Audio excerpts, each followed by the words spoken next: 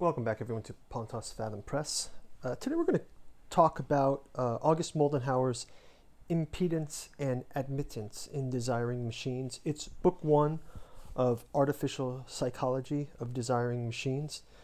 First of three books. The other companion volumes to this are Volume 2, The Psychoanalysis of Artificial Intelligence, and Volume 3, Computational Complexity in Psychiatric Agency. So these three books are, I think you could think of these as an experiment, a thought experiment into the implications of artificial intelligence and machine desire, and what it means for humans in general, and it kind of crosses into another number of topics. The first book that we'll focus on today really looks at, let's say, the machining of what Moldenhauer calls galvanic flows, which is a way to say, let's look at things in a non-material model. So it's more, let's use the language of psychology, not the language of neuroscience, one. But then on top of the language of psychology, let's use metaphors from science and see where we have overlap. And one of those areas that he uses, so he's triangulating between looking at psychological terms of consciousness, applying those terms to a projected potential artificial intelligence, but then looking at, as a third triangulation point, metaphors from electrical engineering, perhaps, to describe those flows. And that's where you come up with the impedance and admittance. The other side of the desiring machine side is looking at, namely, Lacan's graph of desire, and to some degree some work of the psychoanalysis of Anti-Oedipus. So that's how it begins, and and I'd say that each section are broken into sort of like use cases or case studies or experiments in that space to provide us a thought experiment, not only to think about what mechanisms have not yet been implemented in a future general artificial intelligence, but also to speculate on its impact on humanity and sort of a cost balance equation there with humanity. So the idea would be, like in a nutshell, as we look to make machines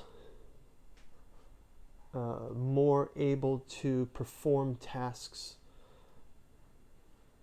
that humans perform, the flip side of this in the kind of balance of things is that we're also noticing that there's a machining of the individual into a more manageable, and maybe at the spectrum of this, it's the automation of people. So is there a balance equation of human automatons on one side and thinking general intelligence machines on the other side? And I think that sort of posits the whole field of psychology and maybe what psychology would become. And that's why we call it the artificial psychology of desiring machines. But also to look ahead, finally, thirdly, to look ahead into where those desiring machines might land themselves, and also what does the impact of a cyborg like, which we already are merging with our devices in at least a social way or psychosocial way. What is that final impact on the human automaton problem, right? So so there's a lot there to go. The other two books, we'll get into those in different editions, but just briefly, Psychoanalysis of Artificial Intelligence Volumes 2 focuses more on the formulation of a general artificial intelligence, not by individual research, but from a developmental phase of history kind of way. We're looking at the cinema. We look at Bergsonian memory and cinema as kind of artificial memory, right? Because if we kind of think of it metaphysically a bit, dreams are like a visualization. Memory is like a visualization, experienced like a visualization, and hence cinema is experienced much the way we might experience dreaming and remembering. So it puts it along the spectrum of something that Moldenhauer calls artificial memory. So his kind of concept is, in a nutshell, before you get to artificial intelligence, you need to have artificial memory, right? And so artificial memory starts out with cinema, and then it evolves. So the body of cinema, the body of human cinema, becomes kind of like a world mind, a memory from various strata. And then that migrates to, let's call it, the internet, which becomes more like the prototypical first intelligence. So where cinema is like artificial memory, the internet is sort of like the first AI, right? In the sense that not only do we have narrow AI checking out all of our activities, but it also becomes a proving ground because of its referenceability, right? We're able to reference human activity across, so it's a predictive model, right? So the whole internet is kind of like a predictive model experiment. And it gets into Deleuzian space, not only Deleuze on cinema, but also just the rhizomic nature of things. Gets into that Deleuzian space of difference, and also the Deleuzian space of potential, right? So most of decision making is a wrestling of potentials, right? And that's in the abstract. In the concrete, the volume 2 is mainly about looking at the human dreams of artificial intelligence and the human fears of artificial intelligence as an echolocution for potential inspirations of the way things can come to pass. I mean, it's no doubt that if we look back to the history of scientific progress, there have been these futurists, let's call them. They could be writers, they could be social thinkers, that would come up with, oh, wouldn't it be something to go to the moon? Wouldn't it be something to have an aeroplane? Or wouldn't it be something to see the planets, travel to the planets? All of these speculative activities result in a kind of predictability model. And inversely, with psychoanalysis, if we have the airplane, we can go back and sort of do this psychoanalysis of the airplane, and we go back to the dreams of flight, we go back to Da Vinci. We kind of see this genealogy of events, and maybe in a somewhat Freudian way, we can see that the psychoanalytic of any topic roots back into its parentage, right? And so in this way, and also into its language, Lacanian language. So in this way, Psychoanalysis of Artificial Intelligence, Volume 2 of the Artificial Psychology of Desiring Machines is Moldenhauer looking at the active process of imagining artificial intelligence in cinema and in our narrow AI experiments of the internet on the way toward a true artificial intelligence. And then finally it concludes with the ideas of eventual mental health of artificial intelligence, right? So what would the factors of the underlying general artificial intelligence, and when we say general artificial intelligence, we mean self-aware, self-thinking, self-motivating, not something that predicts your next book you're going to buy, but a thinking topic. And yeah, so it projects into that space, and then it asks some questions of how we are shaping with our cinematic memory of AI and our experiments in narrow AI, how we're shaping the future as the parents, so to speak, of artificial intelligence.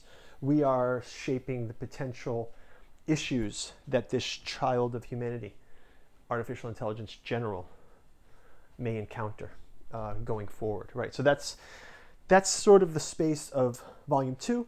And then with volume 3, computational complexity and psychiatric agency, sort of builds on the topics of the first 2 books, where the first book in some ways is the ROM of AI. Let's say the ROM in the sense of the read-only memory, where it's the foundational topics of psychiatric or galvanic flows. And we'll go into the details of the ROM nature. And the RAM nature, which is random access memory, let's call that the ability for the evolution and the swapping out of concepts in artificial intelligence that would make the psychoanalysis of artificial intelligence not only possible, but probable and eventually required. And then finally, the CPU of artificial psychology is computational complexity and psychiatric agency, meaning the 2 concepts in the title.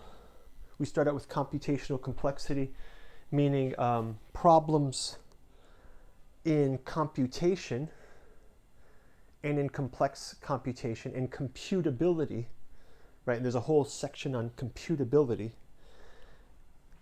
juxtaposed and overlapped with the idea of psychiatric agency. So here, when we're talking about psychiatric agency, we're talking about the autonomy and also the topology of autonomy in agency. So, we can go, there's a number of places that it goes from the, let's call it Freudian psychological layers. So he had his ego, his superego, his id, but he also has unconscious and conscious. And then Jung has a model of the self, which includes the conscious and unconscious, the psyche, the persona, the shadow, the anima and animus. These systems, these mandalas of psychological topology. And the Lacanian model, we would call it more of a linguistic model, with his real and his symbolic and his imaginary as territories in the topology, psychological topology, right? So agency, then psychiatric agency in each. If we look at the Freudian model, if we look at a Jungian model, if we look at a Lacanian model, agency speaks somewhat to knowing your programming, right? And you can see where the computational problem comes in here. So it's knowing your program, but also that awareness loop and the requirements sort of drawn out in impedance and admittance of you don't have persona without some persona seed.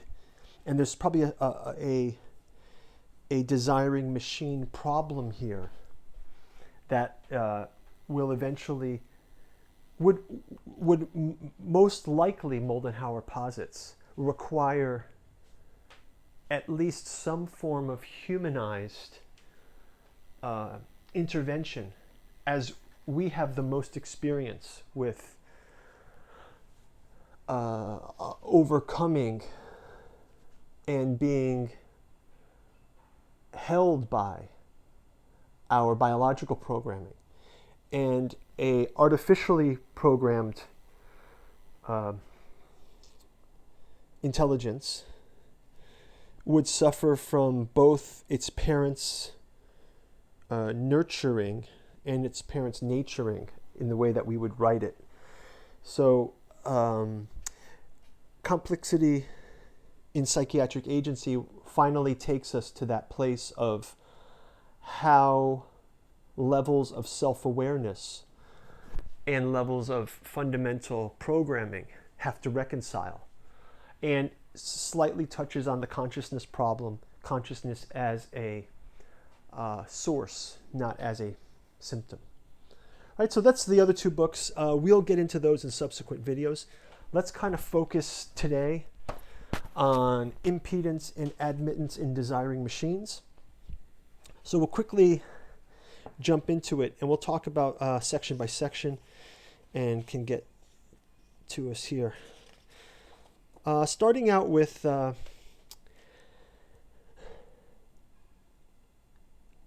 first notebook, let's call it. Moldenhauer calls it the Notebook 1. It's the graphing of desire. So it begins with Lacan's graph of desire. You can see it here in the cover. Lacan's graph of desire has a simple quilting point here where there's a statement being made. There's a signifier and the signified. There's the vector of desire. And the nodes that it passes is the quilt. This is kind of the button, the quilting point. And really what it's talking about is a concept of the shifting subject. So you make a statement. So the first level of it is one has a desire and the desire and the drive to speak it. And that force connects back to one's ego, right? It comes back to the ego. And then the statement is made, but in doing so, from the vector diagram, we cross some concepts like the other, the big A, other. And we can see this is the treasury of signifiers, where this quilting point is the signified across the signifier. And there's a certain slippage of the subject. So I think where it evolves by the graph 3, Lacan evolves this model into asking the question, what do you want, right? And that's where the second line comes in with the jouissance and castration. So one way to describe this, a simple example, is the idea of the drifting subject in the sense of what do others want from me when I speak, right? And who am I addressing really? And who am I really? So we'll give the example of a single statement and then with different participants of it. So for example, the first statement could be, I say, I am a thief. I'm a thief, right? I stole something, right? And so at first we would think the subject is the person, I, the thief himself, I, right? I'm the thief. But let's say he says that to a police officer, right? Well, now it becomes a confessor, right? So at first he was a thief, but for him to go to the police and say, I stole something, that would mean he suddenly, actually the subject changes in the context. So at first we see that he's a thief who stole, and he says, I've stolen. But if he's talking to the big other who's a policeman, maybe there was some past history where, why did he steal? Why does he feel guilt of stealing? His historical line wants to castrate his stealing, right? So he may say in the confession to the police officer, I have stolen. But what he's really trying to say is, I want to be innocent again, or I am guilty. I have guilt, something like this, right? So he goes from a thief to a confessor. right? And we can see the subject changes given the history. The great example another great example is the idea of someone who says, I killed someone, right? I killed. If he's saying that as a soldier, right? You could say the same thing as a thief. He kills, he confesses to the police officer, but maybe he has guilt. So it goes from a killer to one who is guilty, one who is a confessor, right? So the subject drifts. Let's say if he says it to the general, though, I have killed in war, right? So the simple statement of I killed him, right? Actually, if he's speaking to the general, he's no longer a soldier. Now he's looking for approval, right? So where does the history line come in? The soldier says to the general, I've slain a man. And the general awards him with the medal, right? So the general now is taking the place of the father. So we go from the soldier, the killer, to the soldier, to he who longs for the medal, to the son who sought the father's approval. Something like this, right? This is the chain, this is the signifying chain of the drifting subject, right? So this is the way, layer after layer, the graphing of desire, where we look at this historical line, which is very Hegelian in the sense of this is what is happening, but this is our reflection back and using our past experience. And this is, Lacan might call this the prison of language, each of our prisons of language. So Moldenhauer goes into this different concepts of the flow in the graphs of desire. But then he comes to in section 2, he comes to the notebook 2, which is psychiatric impedance and admittance. So with psychiatric impedance and admittance, the idea here is let's build on top of this graph of desire, right? So the idea of the desiring subject, right? And the signifying and the signified. What if we were to just posit into that story of the graph of desire the concept of engineering of desire, or the engineering of psychiatric flows, okay? And Moldenhauer here borrows from the idea of electrical engineering. And it's not a topic of electrical engineering like the circuits of our neuroscience, the brain as has chemical electrical properties. It's not this at all. The idea of it is, in a circuit, you can have a healthy circuit, a short circuit. You can have things like resistance, impedance, different capacitance, right? Different factors in an electrical circuit that allows for the circuit to be balanced. And one thing that Lacan points out in parts of his graph of desire is things like psychosis or things like obsession, neurosis can be seen as short circuits in the graph of desire. So instead of one going to one's history to get the feedback, maybe one just jumps over to ego and bypasses what they've actually heard or bypasses the drifting subject. So these various short circuits that happen within the graph of desire are the areas of the various neuroses, whether it's psychosis, whether it's neurosis, whether it's schizophrenia. You can use the model of the graph of desire to sort of show how, I'll give a simple example is when there's a psychotic desire to explain, but nobody understands the person's inner language, right? So the psychotic has a language that they're wrestling with internally. Think of Schreiber, right? Schreiber's rays.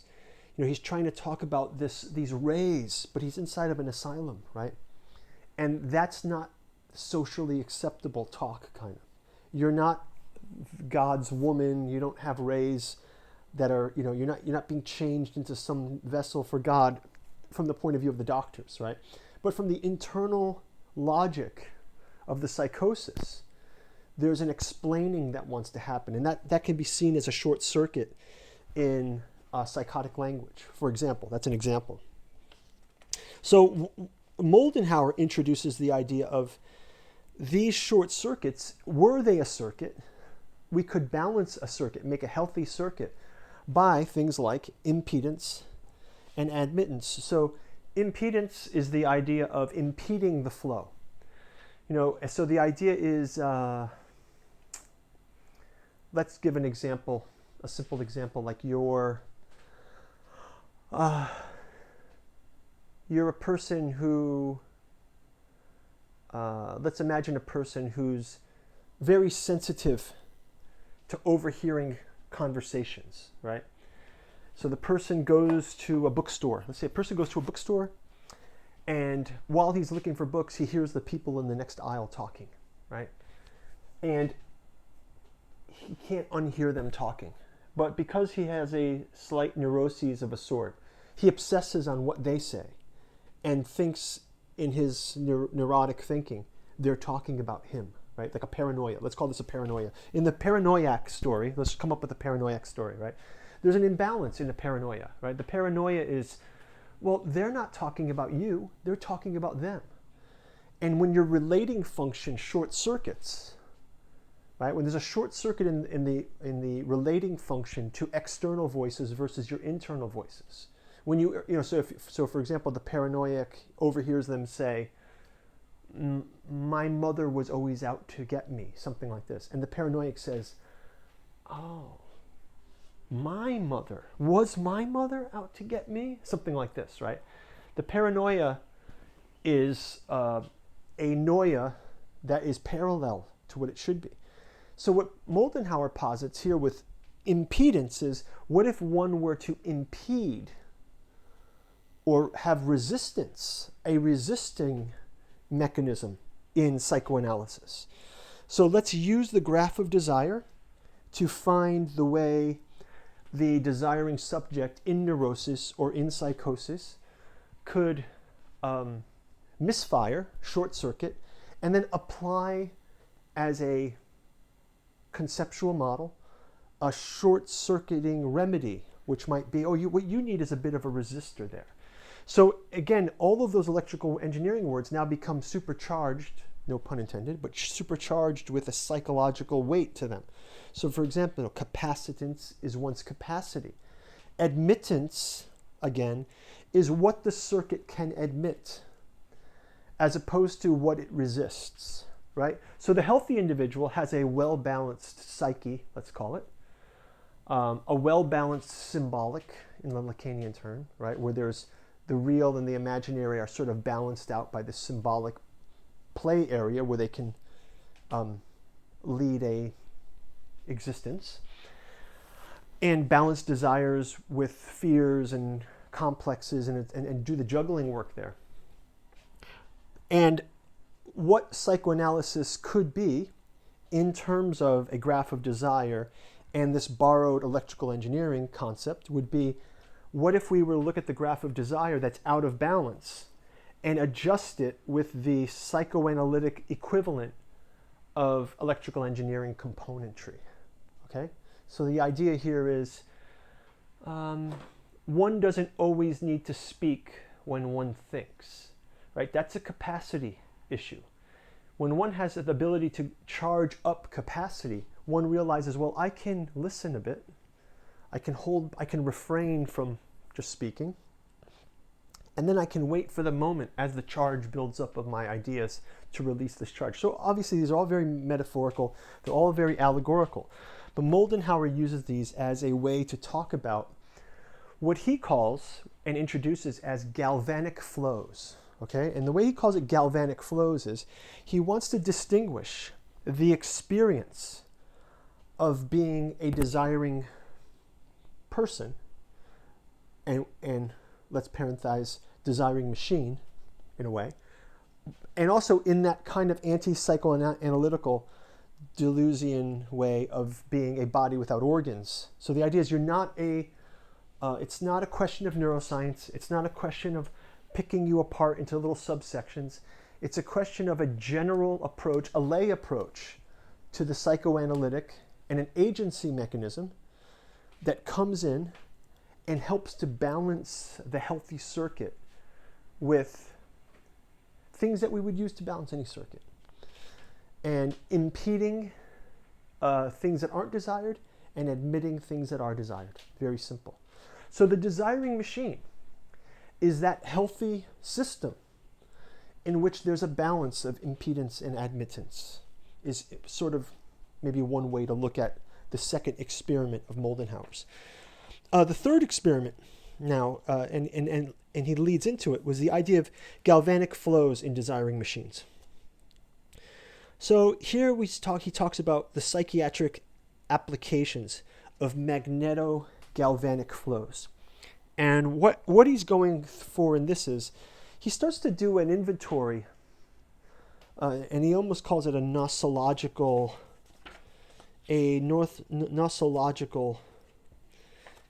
inventory of galvanic flows. So what are galvanic flows? I think it's a term Moldenhauer's speaking of that says how to be balanced with one's statements and one's history and one's programming, and to understand and ground the ego, right? And that drive of desire fueling back to the ego. And the fuel of the drive of desire is often this sense of the other, right? So the sense of the other. So he goes through this nosology of galvanic flows by talking about things, Aristotle's energia and entelecheia.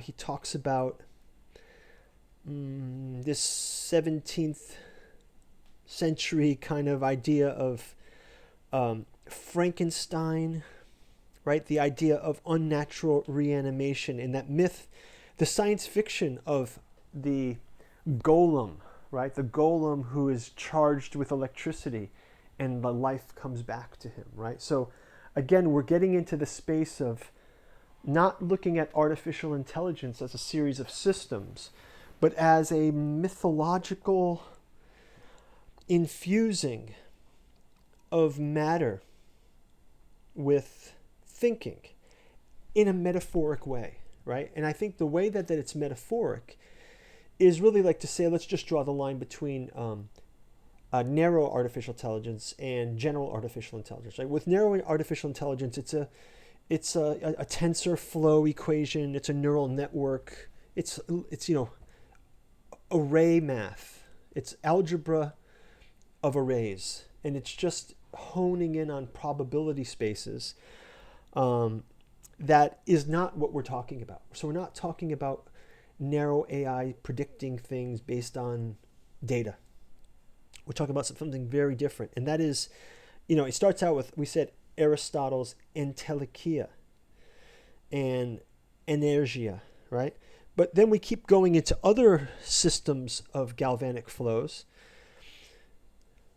And the classic Shelley line was about the causation of generation of life, right? Like how is the matter animated? So I think that this is the point that we're focusing here in the book on, is when does the AI become general? And it can't just be a supercomputer that's the internet that's just scouring all activities and predicting the next step. That's not what we're talking about with general intelligence. And desire becomes a key for Moldenhauer in what a general intelligence is. So then he keeps going through this, talks about the Vril energy from Edward Bulwer-Lytton's book. He talks about the idea of orgone, William Reich's orgone experiments, élan vital of Henri Bergson, animal magnetism, and even into Gurdjieff's writings, right? So Gurdjieff has that view of looking at the factory, the body as a factory, the body as a system of production, right? So with this sort of beyond neuroscience kind of view, right, we kind of end up in the final section of the book having to do with the mimetic other and desiring machines of artificial intelligence. So for here, where we end up with is, an architecture, a basic architecture of how an artificial consciousness would have to, some required spaces in a proposed architecture of a general artificial intelligence. So we have speech and we have an operator behind speech, right? But then we have a pre-speech intention subsystem, all part of the conscious, because one has to, in the deep end of the conscious, above the conscious line, there kind of is the formulation of one's statement. So before one speaks, one might choose one word carefully, think about the subject, think about the topic, think about the parties involved, think about the listeners, thinking about what one might want to say, what one might not want to say. All this happens in a split moment. But it's a preprocessor with speech and intention. And still, even deeper, there's an underlying bridging mechanism back through to the unconscious, right? So the bridging mechanism back through the unconscious, as conversation happens, there'll be a historical parsing, right? So as one speaks, one listens to oneself, one reflects on what's been said, one reflects on what the other party might have said also, and that gets a second sensory input comes from the internal dialogue, right? An internal dialogue, the historical parser it's called. That's the reinterpretation space, right? And the reinterpreter, of course, relies on the interpreter. So there's an inner interpreter that could even be a mechanic and even more so a machinic influence of the desire engine, right? So below the general artificial interpreter of one's internal process and reinterpreting based on the real-time streaming of data, the desire engine would sit atop the deep personal, and the deep personal would sit atop the deep collective. So this is Jungian space here, but this is the Jungian space of archetypes and participating in types.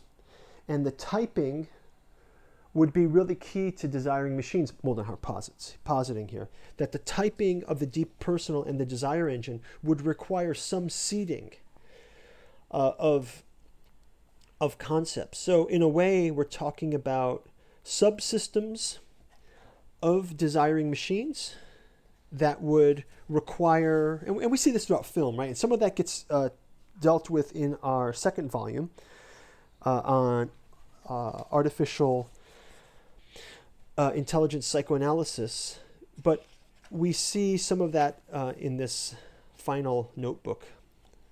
And then finally, there is a dialogue, sort of a Turing test between the operator and the interpreter.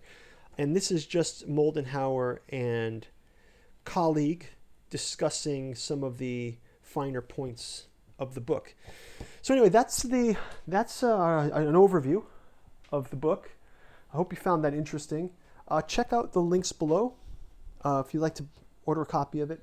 And we will be talking about this in a future podcast alongside two different concepts. One of them, and they're pop culture concepts, so it'll be a little bit fun to work through. But one of them would be the concept of artificial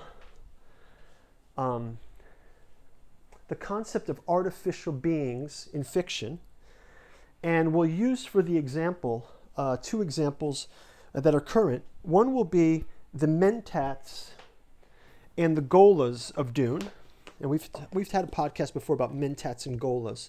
So not only artificial beings, but machine-like thinkers, right? So human with machine-like abilities and a machinically created double, right? A golem.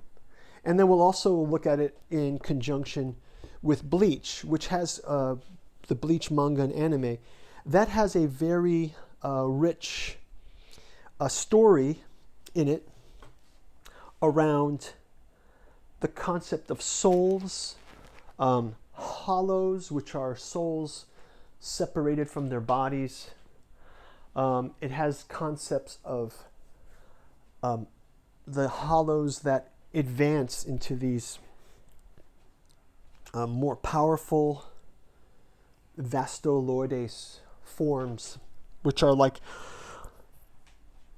ghosts feeding on ghosts, you know. And I think there's an analogy here to artificial intelligence, right? And I think some of that will also pull in to the argument for our next podcast, the idea of Rudolf Steiner, Lucifer and Ahriman. And so there's Luciferic and Ahrimanic concepts that we'll bring in. So look forward to the next podcast. We'll talk about Lucifer and Ahriman with Rudolf Steiner, and we'll talk about Dune and Bleach in reference to Moldenhauer's Impedance and Admittance in Desiring Machines. Hope you guys like it, and thank you for watching. Talk to you soon. Bye-bye.